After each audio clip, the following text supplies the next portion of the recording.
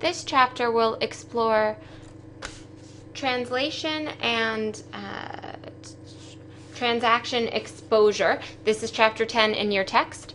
So the first thing that we are going to look at is foreign exchange exposure, which is basically exposure resulting from fluctuations in exchange rates. Translation exposure is accounting exposure. It's the extent to which currency fluctuations affect the financial statements denominated in a foreign currency. The current rate method was what we'll have to do with FASB 52, and you'll see an example. This is the first example that we do in the in-class questions.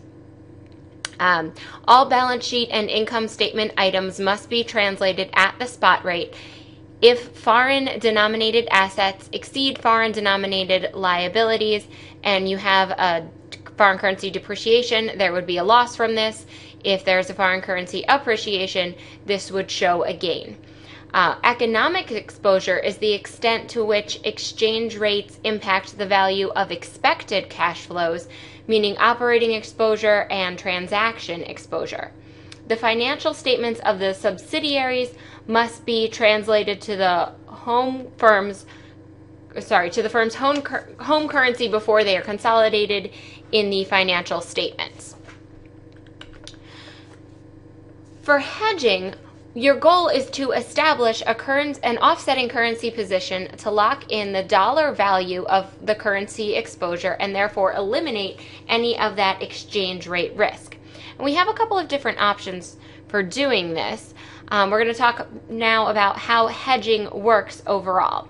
So your first step is to determine the types of exposure that are going to be monitored. Which currencies are you going to look at, and over how long of a period of time are you going to examine those fluctuations or potentially hedge against them? Next, you formulate corporate objectives and guidelines for potential conflicts of interest. Do I want to eliminate all exposure? What amount of exposure is necessary? Are there any situations where I wouldn't want to hedge, or where one section of the corporation would recommend hedging and others wouldn't? Next, we ensure corporate objectives are consistent with maximizing shareholder value and can be implemented. This would mean that we make sure that we do not spend too much on hedging so that we would end up eliminating the value of our international operations, because that wouldn't be good. And finally, clearly specify who is responsible for which exposures and detail the criteria by which each manager will be judged when evaluating their exposure techniques. We have to make explicit any constraints on the use of exposure management techniques. So if you only want to engage in forward hedges, or you only want to hedge with accounts payable or receivable where the volatility of the currency exceeds a pre-specified standard deviation, something like that, all of that would need to be outlined. Then identify the channels from which exchange rate considerations are incorporated into operating decisions that will affect the firm's risk exposure, and develop a system to monitor and evaluate exchange risk management activities.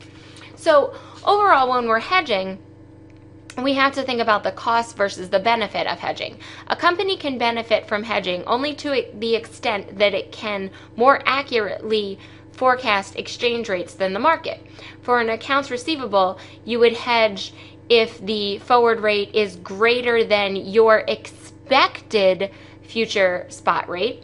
And an accounts payable, you would hedge if the forward rate is less than your expected future spot rate. But it's all going to depend on what that expected future spot rate is. And if you don't have a crystal ball, you can never know that for sure. If devaluation of the foreign currency is unlikely, then you wouldn't hedge, because this will either be ineffective or will cause you to lose money. If devaluation of the currency is likely, hedging costs will rise to reflect the expected devaluation. So who makes these decisions about whether or not to hedge, and how does the hedging process work? We're going to look more at that next. So your hedging objectives. These consider both translation and transaction exposure. You want to minimize translation exposure, so make sure, remember, translation exposure is the accounting side. Make sure that the assets and liabilities are hedged appropriately. Remember that reducing translation exposure may actually increase transactions exposure, so you need to make sure that we balance that. We want to minimize quarter-to-quarter and year-to-year earnings fluctuations related to currency fluctuations. We want to minimize transaction exposure, meaning examine the true cash flow exposure based on any expected future exchange rate fluctuations that we have. Minimize economic exposure, meaning ignoring accounting's earnings and focus more on minimizing those cash flow fluctuations, not necessarily just the amounts that are recorded in the books, because the value of those cash flows is going to fluctuate based on what the exchange rates are. So look at the actual dollar value of those cash flows locked in at a specific rate. So this is what the FASB 52 is focusing on. Remember, FASB 52, the functional currency is the currency of primary trading partner. If there's no primary trading partner, then use the home currency unless the home currency has really high inflation, which would be inflation greater than 100%.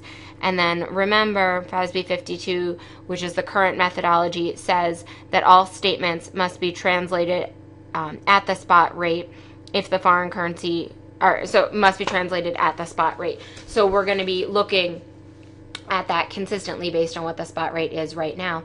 Minimize foreign exchange risk management costs. So don't get too caught up in, your hedging activities and let your hedging eat away at all of your potential returns. But your overall goal is to avoid surprises so that we would prevent any major losses. So who makes these decisions? So should the hedging decisions be centralized or decentralized? Centralized decisions could be good because the local treasurer would want to optimize their own performance irrespective of the overall corporate situation, so they may take greater risks by taking greater exposure. So that's one reason not to use a local and therefore to use the centralized option. Also, using centralized reduces the overall amount of hedging that you need to do because you'll automatically have some potential offsetting positions depending on how many different countries that you're involved with, and it's all being done at once. And then it allows the firm to optimize the tax advantage associated with hedging. A decentralized approach where you allow each of your subsidiaries to make those types of decisions on their own could be good because of localized knowledge. So remember, the hedge was best when you could most effectively predict what your future exchange rates were going to be. FASB 133 establishes accounting and reporting standards for derivatives and hedging activities. You can remove hedging gains and losses from current income. To qualify for this hedge, hedge accounting, a company must demonstrate that a hedging relationship is highly effective. In order to be considered highly effective, it needs to be 80 to 100. It needs to have 80 to 125% correlation. Otherwise, it needs to be marked to market in order to count there. Hedging techniques. So if we have a hard currency is likely to appreciate, a soft currency is likely to depreciate. For translation exposure, remember that was your accounting exposure, you can adjust cash flows, engage in forward contracts, or engage in exposure netting. So your basic relationships here, if you have a hard currency, you would want to increase your assets and decrease your liabilities. For a soft currency, the reverse. But we don't just need to look there. Soft currency, a little bit more what we could do. You could, if you have a soft currency, which means you expect devaluation, you could reduce cash flows, tighten credit terms to decrease your accounts receivable, increase local currency borrowing, delay accounts payable, or sell that weak currency forward. For a hard currency, you would do the opposite of all of those. So you could increase cash, loosen credit terms, or decrease accounts receivable, decrease local currency borrowing, accelerate accounts payable, and buy the weak currency forward. For a futures contract, a company fixes the dollar amount of the future foreign currency cash flow by selling or buying the currency forward. So your current position, long is if you have a receivable, short is if you have a payable. So if you have a long position, a receivable, you would want to protect against currency depreciation, so you would sell forward. If you're selling forward at a premium, then the hedge doesn't work. So if you see a forward premium, that means that you aren't expecting the currency to depreciate, which is what you would actually want to be protecting against. And the reverse there, if you have a payable, you're protecting against currency appreciation. So if you're selling, the currency is selling at a forward discount, the forward hedge wouldn't work.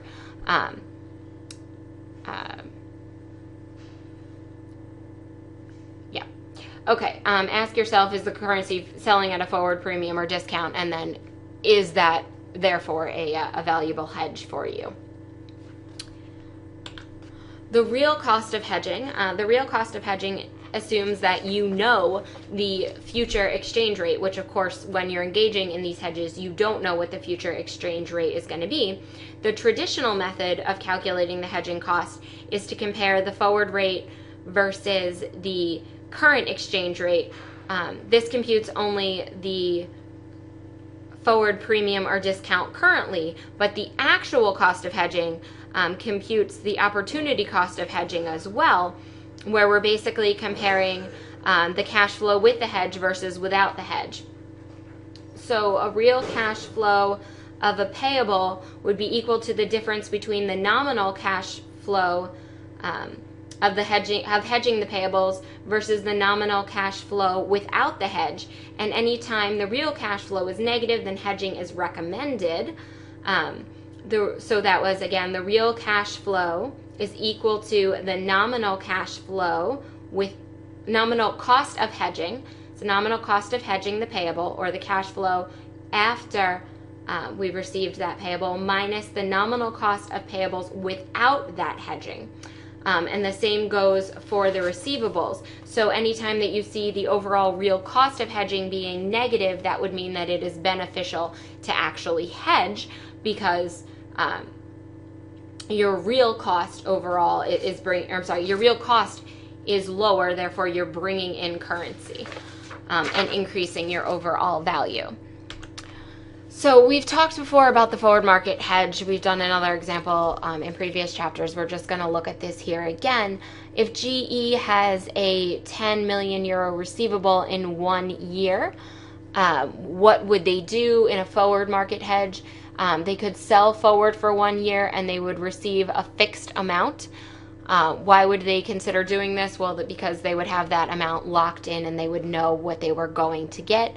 For the options hedge, if you have a receivable, you hedge a receivable with a currency put option. It's used when the firm is uncertain about the potential receivable exposure. It provides the right to sell a specified amount of currency at a specified price within a specified time period. But remember, that's that right, not that obligation to sell that receivable. A money market hedge is like a synthetic forward. You borrow and lend two currencies simultaneously to lock in the dollar value of the future foreign currency cash flow. The steps: first, compute the present value of the cash flow in the foreign currency. Then convert this foreign currency value to a dollar value at the spot rate. Now, if you have a payable, you then borrow that amount from a U.S. bank for that desired maturity. And if you have a receivable, you would deposit that amount in a U.S. bank for that desired maturity. So when we're looking at these calculations, they're going to require that we have one exchange rate, the spot exchange rate, the forward rate, and then also two interest rates, one interest rate in the U.S. and one interest rate in that foreign currency. And we're going to need the interest rate in the foreign currency to use that to calculate the present value of that cash flow.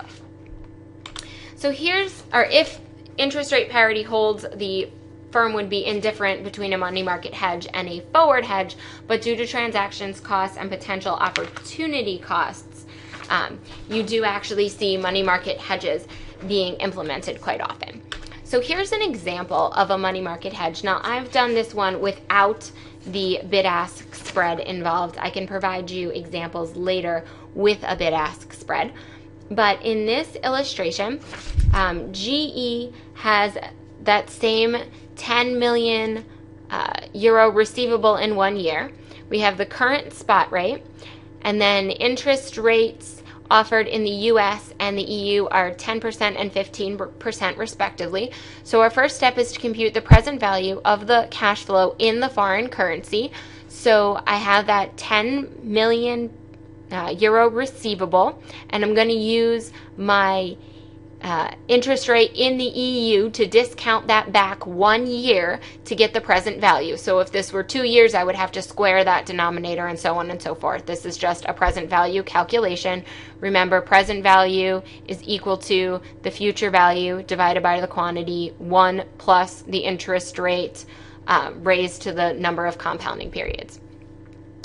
So that is going to be 8,695,652 euros and 17 cents, whatever the equivalent of cents is in euros.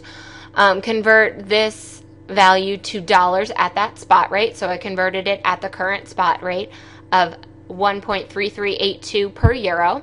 I get the 11 million plus dollar amount, and then since this is a receivable, I deposit that amount in a US account for the desired maturity. So that, again, that was 1 year. And so here what I'm basically doing is calculating the future value. So remember, from VAT 350, future value equals present value, the amount that we would have now, times 1 plus the interest rate raised to the number of compounding periods. So 1 plus 10% was the interest rate in the US, and there's 1 compounding period here. So I'm raising it to the first, or just not, I didn't write that in because it's the first. Alternate hedging opportunities.